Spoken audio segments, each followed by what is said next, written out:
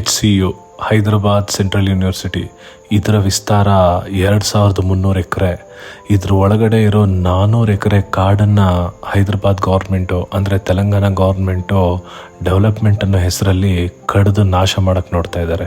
ಜಪಾನಲ್ಲಿ drainage ಒಳಗಡೆ ಮೀನು ಓಡಾಡೋ ಅಷ್ಟು ಕ್ಲಿಯರ್ ವಾಟರ್ನ ಇಟ್ಟು ನೇಚರ್ನ ಕಾಪಾಡಕ್ಕೆ ನೋಡ್ತಾರೆ. ದುಬೈನಲ್ಲಿ ಒಂದೇ ಒಂದು ಗ್ರೀನ್ ರಿಸೋರ್ಸ್ ಸರಿಯಾಗಿಲ್ಲ. ದೇಶದಲ್ಲಿ ಯಾವುದೇ ಜಾಗದಲ್ಲಿ ಒಂದೇ ಒಂದು ಮರ ಆಗಲಿ ಬಳ್ಳಿನಾಗಲಿ ಕಡಿಯೋದಕ್ಕೆ ಬಿಡೋದಿಲ್ಲ. ನ್ಯೂಯಾರ್ಕಲ್ಲಿ ಒಂದು ದೊಡ್ಡ ಪಾರ್ಕ್ ಇದೆ, ಸೆಂಟ್ರಲ್ ಪಾರ್ಕ್ ಅಂತ. ಆ ನ್ಯೂಯಾರ್ಕ್ ಸಿಟಿ ಎಷ್ಟು ಬ್ಯುಸಿ ಸಿಟಿ, ಅಲ್ಲಿ ಮಾರ್ಕೊಂಡ್ರೆ ಅವ್ರಿಗೆ ಎಷ್ಟು ದುಡ್ಡಾಗುತ್ತೆ. ಆದರೆ ಅವ್ರ ನೇಚರ್ನ ಕಾಪಾಡಕ್ಕೆ ನೋಡ್ತಾರೆ. ನಮ್ಮ ಭಾರತ ದೇಶದಲ್ಲೇ ರೀ ಈ ಥರ ಪರಿಸ್ಥಿತಿ ಇರೋದು. ನೇಚರಿಗೆ ಗೌರವ ಕೊಡಲ್ಲ, ನ್ಯಾಚುರಲ್ ರಿಸೋರ್ಸಿಗೆ ಗೌರವ ಕೊಡಲ್ಲ. ಬರೀ ಡೆವಲಪ್ಮೆಂಟ್ ಅನ್ನೋ ಹೆಸರಲ್ಲಿ ಕರಪ್ಷನ್ ಒಂದೇ ಇವ್ರ ಕಣ್ಣಿಗೆ ಕಾಣೋದು. ಕಳೆದ 1 ವಾರದಿಂದ ಯೂನಿವರ್ಸಿಟಿ ಸ್ಟೂಡೆಂಟ್ಸು ಅಲ್ಲಿ ಸುತ್ತಮುತ್ತಲು ಪ್ರೊಟೆಸ್ಟ್ ಮಾಡ್ತಾನೆ ಇದ್ದಾರೆ. ಅವ್ರನ್ನ ಯಾವ ಥರ ಟ್ರೀಟ್ ಮಾಡ್ತಾ ಇದ್ದಾರೆ ಅಂತಂದರೆ, ಹೆಣ್ಮಕ್ಳಂತನೂ ನೋಡ್ದಲೇ ಪೊಲೀಸವರು ಅವ್ರ ಜುಟ್ಟಿಟ್ಕೊಂಡು ಎಳೆದಾಡ್ಕೊಂಡು ಹೋಗ್ತಾ ಇದ್ದಾರೆ. ಇದೆಲ್ಲ ಎಲ್ಲಿಗೆ ಹೋಗಿ ಮುಟ್ತಾ ಇದೆ ಅನ್ಸುತ್ತೆ. ಆ ಸ್ಟೂಡೆಂಟ್ಸು ಅವ್ರಿಗೋಸ್ಕರ ಪ್ರೊಟೆಸ್ಟ್ ಮಾಡ್ತಾ ಇಲ್ಲ, ನಾಳೆ ಬರೋ ಪೀಳಿಗೆಗೋಸ್ಕರ ಪ್ರೊಟೆಸ್ಟ್ ಮಾಡ್ತಾ ಇದ್ದಾರೆ. ಆ ಕಾಡು ಉಳಿಬೇಕು, ಆ ಯೂನಿವರ್ಸಿಟಿ ಉಳಿಬೇಕು. ಅಲ್ಲಿ ಸಾಕಷ್ಟು ಸ್ಪೀಶೀಸ್ ಇದೆ, ರೇರ್ ಸ್ಪೀಶೀಸ್ ಇದೆ, ಫ್ಲೋರಾ ಆ್ಯಂಡ್ ಫೌನಾ ಇದೆ.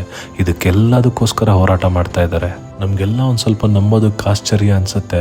ಆ 2300 ಎಕರೆ ಒಳಗಡೆ ಎಷ್ಟು ಕಾಡು ಡೆವಲಪ್ ಆಗಿದೆ ಅಂತಂದರೆ, ಅಲ್ಲಿ ಜಿಂಕೆಗಳು, ನವಿಲುಗಳು, ಆಮೆಗಳು, ವಾಟರ್ ರಿಸೋರ್ಸು ಸಾಕಷ್ಟು ಡೆವಲಪ್ ಆಗಿದೆ. ಅದನ್ನೆಲ್ಲ ಟಚ್ ಮಾಡಿದ್ರೆ ಇಡೀ ಸಿಟಿ ಬಯಾಲಜಿಕಲ್ ಇಂಬ್ಯಾಲೆನ್ಸ್ ಕ್ರಿಯೇಟ್ ಆಗುತ್ತೆ. ಅಲ್ಲಿಂದ ಹರಿದು ಬರ್ತಾ ಇರೋ ವಿಡಿಯೋಸಲ್ಲಿ ನೋಡಿದ್ರೆ ಜಿಂಕೆಗಳು, ನವಿಲುಗಳು ಎಲ್ಲಿಗೆ ಓಡಬೇಕು ಅಂತ ಗೊತ್ತಾಗ್ತಾ ಇಲ್ಲ.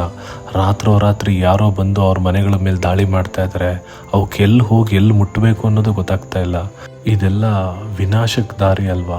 ಒಂದು IT ಪಾರ್ಕ್ ಕಟ್ಟಬೇಕು ಅಂತ 400 ಎಕರೆ ಕಾಡನ್ನು, ಅದು ಸಿಟಿ ಮಧ್ಯದಲ್ಲಿರೋ ಕಾಡನ್ನು ಯಾವುದಾದ್ರೂ ಗೌರ್ಮೆಂಟ್ ಕಡಿಯೋಕ್ಕೆ ನೋಡ್ತಾರ? ಈ ಪ್ರಾಬ್ಲಮ್ ಏನಕ್ಕೆ ನಡೀತಾ ಇದೆ, ಗೌರ್ಮೆಂಟ್ ಯಾಕೆ ಇಷ್ಟು ಹಾರ್ಷಾಗಿ ಬಿಹೇವ್ ಮಾಡ್ತಾ ಇದೆ ಅನ್ನೋದಕ್ಕೆ ಒಂದು ಜಸ್ಟ್ ಸ್ಮಾಲ್ ಹಿಸ್ಟ್ರಿ ಈ ಇನ್ಸಿಡೆಂಟ್ ಬಗ್ಗೆ ತಿಳ್ಕೊಂಬಿಡೋಣ. 1970 ಆವಾಗ ಆಂಧ್ರ ಪ್ರದೇಶ್ ಮತ್ತು ತೆಲಂಗಾಣ ಅನ್ನೋ ಸ್ಟೇಟ್ಸ್ ಇರಲಿಲ್ಲ. ಆಂಧ್ರ ಪ್ರದೇಶ್ ಅನ್ನೋ ಒಂದೇ ಒಂದು ಸ್ಟೇಟ್ ಇತ್ತು. ಆ ಟೈಮಲ್ಲಿ ಇಂಡಸ್ಟ್ರಿ ಡೆವಲಪ್ಮೆಂಟ್ ಮಾಡೋ ಟೈಮಲ್ಲಿ ಇಂದಿರಾ ಗಾಂಧಿ ಅವರು ಹೈದರಾಬಾದ್ ಯೂನಿವರ್ಸಿಟಿಗೆ ಅಂತ ಈ 2300 ಎಕರೆನ ಅಲಾಟ್ ಮಾಡ್ತಾರೆ. ಅಲ್ಲಿವರೆಗೂ ಎಲ್ಲ ಚೆನ್ನಾಗೇ ಇತ್ತು. 2004ರಲ್ಲಿ ಚಂದ್ರಬಾಬು ನಾಯ್ಡು ಅವರು ಆಂಧ್ರ ಪ್ರದೇಶ್ CM ಆಗಿದ್ದಾಗ ಒಂದು ಡಿಸಿಷನ್ ತಗೋತಾರೆ. ಅದೇನು ಅಂದರೆ, IMG ಭಾರತ ಅನ್ನೋ ಒಂದು ಕಂಪನಿಗೆ ಈ ಏರಿಯಾದಲ್ಲಿ ಅಂದರೆ ಯೂನಿವರ್ಸಿಟಿ ಒಳಗಡೆ ಒಂದು 400 ಎಕರೆ ಬಳಸ್ಕೊಂಡು ಅಲ್ಲೊಂದು ಸ್ಪೋರ್ಟ್ಸ್ ಕಾಂಪ್ಲೆಕ್ಸ್ ಕಟ್ಟಬೇಕು, ಅದು ಮುಂದಿನ ಡೆವಲಪ್ಮೆಂಟ್ಗೋಸ್ಕರ ಹೆಲ್ಪ್ ಆಗುತ್ತೆ ಅನ್ನೋ ಒಂದು ಡಿಸಿಷನ್ ತಗೋತಾರೆ. IMG ಭಾರತ್ ಕಂಪನಿಯವರು ಅವ್ರ ಕಾಂಟ್ರಾಕ್ಟ್ಸ್ ಅಗ್ರಿಮೆಂಟ್ಸ್ನೆಲ್ಲ ರಿವ್ಯೂ ಮಾಡಿಕೊಂಡು ನೆಕ್ಸ್ಟ್ ಕೆಲಸ ಮಾಡೋದಕ್ಕೆ ರೆಡಿ ಮಾಡ್ಕೋತಾ ಇರ್ತಾರೆ. ಆದರೆ ಮುಂದಿನ ಎಲೆಕ್ಷನಲ್ಲಿ ಚಂದ್ರಬಾಬು ನಾಯ್ಡು ಅವ್ರು ಸೋಲ್ತಾರೆ. ಅಲ್ಲಿ YSR ಗೌರ್ಮೆಂಟ್ ಬರುತ್ತೆ. ಆ YSR ಗೌರ್ಮೆಂಟ್ ಬಂದಾಗ ರಾಜಶೇಖರ್ ರೆಡ್ಡಿ ಅವರು ಈ ಪರ್ಟಿಕ್ಯುಲರ್ ಡಿಸಿಷನ್ನ ವಾಪಸ್ ತಗೋತಾರೆ. ಅದಾದಮೇಲೆ IMG ಕಂಪನಿಯವರು ಈ ಡಿಸಿಷನ್ ಹೆಲ್ಡ್ ಆಗಬೇಕು, ಈ ಸ್ಪೋರ್ಟ್ಸ್ ಕಾಂಪ್ಲೆಕ್ಸ್ ಆಗಬೇಕು, ನಾವು ಅದಕ್ಕೆ ಸಾಕಷ್ಟು ವರ್ಕ್ ಮಾಡಿದ್ದೀವಿ ಅಂತ, ಇದು ನಮಗೆ ಬೇಕೇ ಬೇಕು ಅಂತ ಸುಪ್ರೀಂ ಕೋರ್ಟ್ಗೆ ಹೋಗ್ತಾರೆ. ಈ ಪರ್ಟಿಕ್ಯುಲರ್ 400 ಎಕರೆ ಲ್ಯಾಂಡ್ ಕೇಸು ಸುಪ್ರೀಂ ಕೋರ್ಟಲ್ಲಿ ಇರಬೇಕಾದ್ರೆ ಸ್ಟೇಟಲ್ಲಿ ಸಾಕಷ್ಟು ಚೇಂಜಸ್ ಬರುತ್ತೆ. ಆಂಧ್ರ ಪ್ರದೇಶ್ 2 ಸ್ಟೇಟಾಗಿ ವಿಭಜನೆ ಆಗುತ್ತೆ, ಒಂದು ತೆಲಂಗಾಣ, ಇನ್ನೊಂದು ಆಂಧ್ರ. ಸೊ ಇಷ್ಟೆಲ್ಲ ಇಶ್ಯೂಸ್ ನಡಿಬೇಕಾದ್ರೆ ಸುಪ್ರೀಂ ಕೋರ್ಟ್ ರೀಸೆಂಟಾಗಿ ಒಂದು ಡಿಸಿಷನ್ ಕೊಡುತ್ತೆ. IMG ಭಾರತ ಕಂಪನಿ ಅಲ್ಲಿ ಸ್ಪೋರ್ಟ್ಸ್ ಕಾಂಪ್ಲೆಕ್ಸ್ ಕಟ್ಟಬಾರ್ದು, ಈ ಜಾಗ ವಾಪಸ್ ಗೌರ್ಮೆಂಟ್ಗೆ ಹೋಗಬೇಕು. ಯಾಕೆಂದರೆ ಅದು ಸಾಕಷ್ಟು ಜೀವರಾಶಿಗಳಿಗೆ ಜಾಗ ಆಗಿರೋದು, ಮತ್ತು ಎನ್ವಿರಾನ್ಮೆಂಟ್ ಆ್ಯಕ್ಟ್ ಪ್ರಕಾರ ಅದನ್ನು ಟಚ್ ಮಾಡೋಕ್ಕಾಗಲ್ಲ ಅನ್ನೋ ಒಂದು ಡಿಸಿಷನ್ ಕೊಡುತ್ತೆ. ಯಾಕೆಂದರೆ IMG ಭಾರತ ಕಂಪನಿ ಇಂಡಿಯಾದಲ್ಲಿ ನಾವು ಒಂದು US ಬೇಸ್ಡ್ ಕಂಪನಿಯ ಸಬ್ಸಿಡರಿ ಕಂಪನಿ ಅಂತ ಈ ಪ್ರಾಜೆಕ್ಟ್ಗೆ ಬಿಡ್ ಮಾಡಿರ್ತಾರೆ. ಹಾಗಾಗಿ ಆ ಪ್ರಾಜೆಕ್ಟ್ನ ಸ್ಪೋರ್ಟ್ಸ್ ಕಾಂಪ್ಲೆಕ್ಸ್ ಮಾಡೋದಕ್ಕೆ ಇವ್ರಿಗೆ ಕೊಟ್ಟಿರ್ತಾರೆ. ಆದರೆ ಸುಪ್ರೀಂ ಕೋರ್ಟ್ನಲ್ಲಿ ಇವರು ಫ್ರಾಡ್ ಅಂತ ಪ್ರೂವ್ ಆಗ್ತಾರೆ. ಆ ಪರ್ಟಿಕ್ಯುಲರ್ ಡಿಸಿಷನ್ನು ಸುಪ್ರೀಂ ಕೋರ್ಟಿಂದ 2024ರಲ್ಲಿ ಬರುತ್ತೆ. ಆಟೋಮ್ಯಾಟಿಕಲಿ ಈ ಜಾಗ ಅಂದರೆ ಈ ಹೈದರಾಬಾದ್ ಯೂನಿವರ್ಸಿಟಿ ಜಾಗ ತೆಲಂಗಾಣ ಗೌರ್ಮೆಂಟ್ಗೆ ಟ್ರಾನ್ಸ್ಫರ್ ಆಗಿಬಿಡುತ್ತೆ. 2 ಸ್ಟೇಟ್ ಜೊತೆಯಲ್ಲಿದ್ದಾಗ ಅದರ ಡೆವಲಪ್ಮೆಂಟ್ಗೆ ಅಂತ ಈ 2300 ಎಕರೆ ಲ್ಯಾಂಡ್ನ ಸೆಂಟ್ರಲ್ ಗೌರ್ಮೆಂಟ್ ಈ ಸ್ಟೇಟ್ ಗೌರ್ಮೆಂಟ್ಗೆ ಅಲಾಟ್ ಮಾಡಿರುತ್ತೆ. ಇವಾಗ ತೆಲಂಗಾಣ ಗೌರ್ಮೆಂಟ್ ಒಂದೇನೆ ಈ 2300 ಎಕರೆಗೆ ಓನರ್ ಆಗಿರ್ತಾರೆ. ಸೊ ಹಾಗಾಗಿ ಈ 400 ಎಕರೆ ಆಲ್ರೆಡಿ ಅಲೋಕೇಟ್ ಆಗಿದೆ. ಇದನ್ನ ಬೇರೆ ಡೆವಲಪ್ಮೆಂಟ್ಗೆ ಯೂಸ್ ಮಾಡಬೇಕು ಅಂತ ಲಾಸ್ಟ್ ಮಾರ್ಚಿಂದ ಈ ಡ್ರಾಮಾನೆಲ್ಲ ಶುರು ಮಾಡ್ತಾರೆ. ತೆಲಂಗಾಣ ಗೌರ್ಮೆಂಟ್ಗೆ ಪಕ್ಕಾ ಗೊತ್ತು, ಈ ಫಾರೆಸ್ಟ್ ಏರಿಯಾನ ಟಚ್ ಮಾಡಿದ್ರೆ ಯೂನಿವರ್ಸಿಟಿ ಒಳಗಡೆ ಎನ್ವಿರಾನ್ಮೆಂಟಲ್ ಕ್ರೈಸಿಸ್ ರೈಸ್ ಆಗುತ್ತೆ, ಸ್ಟೂಡೆಂಟ್ಸಿಂದ ಪ್ರೊಟೆಸ್ಟ್ ಬರುತ್ತೆ ಅಂತ. ಅದಕ್ಕೆ ಅಂತಲೇ ಗೌರ್ಮೆಂಟು ಒಂದು ಪರ್ಫೆಕ್ಟ್ ಪ್ಲ್ಯಾನ್ ರೆಡಿ ಮಾಡ್ಕೋತಾರೆ. ಯುಗಾದಿ, ರಂಜಾನು, ವೀಕೆಂಡು ಎಲ್ಲ ಜೊತೆಲಿ ಬಂದಿರೋದನ್ನ ನೋಡಿಕೊಂಡು ಕೆಲಸ ಶುರು ಮಾಡ್ತಾರೆ. ಹಗಲು ರಾತ್ರಿ ಅಂದಂಗೆ ಅಲ್ಲಿರೋ ಕಾಡನ್ನು ನಾಶ ಮಾಡೋದಕ್ಕೆ ರೆಡಿ ಆಗ್ತಾರೆ. HCUನೇ ಹೇಳಿದೆ, ಆ ಜಾಗದಲ್ಲಿ ಸಾಕಷ್ಟು ವಾಟರ್ ಬಾಡೀಸ್ ಇದೆ, ಸಾಕಷ್ಟು ರೇರ್ ಸ್ಪೀಶೀಸ್ ಇದೆ, ಹಕ್ಕಿಗಳಿದೆ, ಫ್ಲೋರಾ ಆ್ಯಂಡ್ ಫೌನಾ ಇದೆ. ಅದನ್ನು ಡಿಸ್ಟರ್ಬ್ ಮಾಡಿದ್ರೆ ಇಕೋಸಿಸ್ಟಮ್ ಡಿಸ್ಟರ್ಬ್ ಆಗುತ್ತೆ ಅಂತ ಅವ್ರ ವೆಬ್ಸೈಟಲ್ಲೇ ಇದೆ.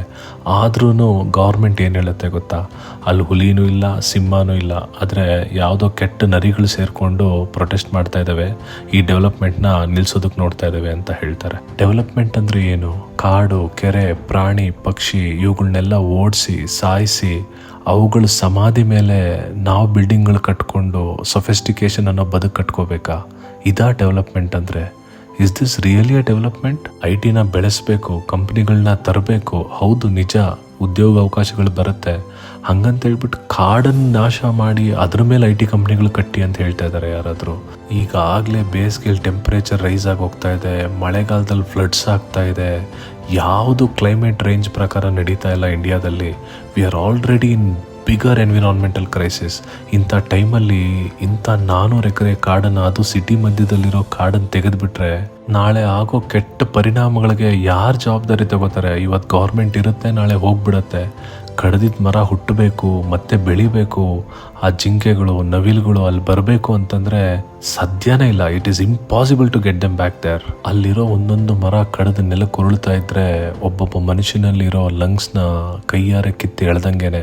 ಆದರೆ ಅದ್ರ ಇಂಪ್ಯಾಕ್ಟ್ ಇವತ್ತು ಗೊತ್ತಾಗದೇ ಇರ್ಬೋದು, ನಾಳೆ ಖಂಡಿತ ನೇಚರ್ ಅದನ್ನು ತೋರಿಸುತ್ತೆ. ಈಗ ಆಲ್ರೆಡಿ ಅರ್ತ್ ಕ್ವೇಕ್ಸ್ ಆಗ್ತಾ ಇದೆ, ಫ್ಲಡ್ಸ್ ಆಗ್ತಾ ಇದೆ, ಸುನಾಮಿಗಳಾಗ್ತಾ ಇದೆ. ನೇಚರ್ನ ಯಾರೂ ಹಿಡಿಯೋಕ್ಕಾಗಲ್ಲ. ಆದರೆ ಅದು ಪಾಠ ಕಲಿಸೋಕ್ಕೆ ಅಂತ ಡಿಸೈಡ್ ಆದರೆ ಯಾವ ಗೌರ್ಮೆಂಟು ನಿಲ್ಲಲ್ಲ, ಯಾರೂ ಅದರ ಎದುರುಗಡೆ ನಿಂತ್ಕೊಳ್ಳೋಕ್ಕಾಗಲ್ಲ. ನೀರು, ಗಾಳಿ, ಬೆಳಕು, ಗಿಡ, ಮರ, ಪ್ರಾಣಿ, ಪಕ್ಷಿ ಇವೆಲ್ಲ ಲಕ್ಷಾಂತರ ವರ್ಷಗಳಿಂದ ಇಲ್ಲೇ ಇರೋವಂಥದ್ದು. ಮನುಷ್ಯರು ಆಮೇಲೆ ಬಂದವರು. ನಾವು ಅದನ್ನು ವಿಧ್ವಂಸ ಮಾಡೋಕ್ಕೆ ಹೋದರೆ ಅವು ನಮ್ಮನ್ನು ಬಿಡ್ತಾವ? ಡೆಫಿನೆಟ್ಲಿ ಇಲ್ಲ. ನಾವು ಅವಲಂಬಿಸ್ಕೊಂಡು ಬದುಕ್ತಾ ಇದ್ದೀವಿ, ಅವು ನಮ್ಮನ್ನು ಯಾವತ್ತೂ ಅವಲಂಬಿಸ್ಕೊಂಡಿಲ್ಲ. ಇವತ್ತು ಈ ಇಶ್ಯೂ ನಡೀತಾ ಇದೆ, ನಾನು ವಿಡಿಯೋ ಮಾಡಿದ್ದೀನಿ, ನಾಳೆ ನನ್ನ ವಿಡಿಯೋನೂ ಹಳೇದಾಗೋಗುತ್ತೆ, ಆ ಇಶ್ಯೂನೂ ಹಳೇದಾಗೋಗುತ್ತೆ. ಆಟೋಮೆಟಿಕಲಿ ಗೌರ್ಮೆಂಟು ಅವ್ರು ಅಂದ್ಕೊಂಡಿರೋದನ್ನು ಸಾಧಿಸ್ತಾರೆ. ಆದರೆ ನಾನೊಂದು ಹೇಳೋಕ್ಕೆ ಇಷ್ಟಪಡ್ತೀನಿ, ಅಲ್ಲಿ 400 ಎಕರೆ ಕಾಡನ್ನ ನಾಶ ಮಾಡ್ತಾ ಇದ್ದಾರೆ. ಸೊ ನನ್ನ ಪ್ರಯತ್ನವಾಗಿ ನಾನು 400 ಸ್ಯಾಪ್ಲಿಂಗ್ಸ್ನ ಖಂಡಿತ ನೆಡ್ತೀನಿ. ಈ ವಿಡಿಯೋನ ನೀವು ಕಡೆವರೆಗೂ ನೋಡಿದರೆ ನೀವೂ ಒಂದು 400 ಸ್ಯಾಪ್ಲಿಂಗ್ಸ್ನ ಖಂಡಿತ ನೆಡೋ ಪ್ರಯತ್ನ ಮಾಡಿ. I think that is something we can do and we should be doing as of today.